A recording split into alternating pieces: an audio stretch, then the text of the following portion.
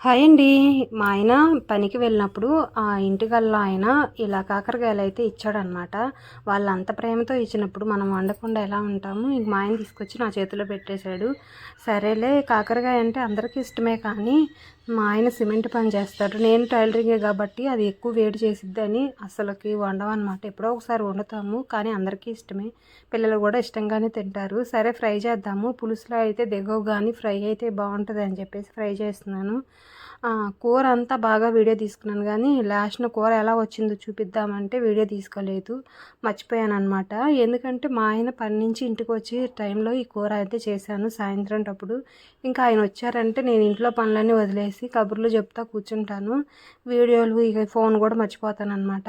అలా కబుర్లు చెబుతా వీడియో కూర ఎలా వచ్చిందో వీడియో తీయటం మర్చిపోయాము. ఇంక చూసారా మా సాయి మాకు తెలియకుండా వీడియో అయితే తీశాడు. ఇది కూడా రాత్రి వీడియోలో పెట్టేశాను.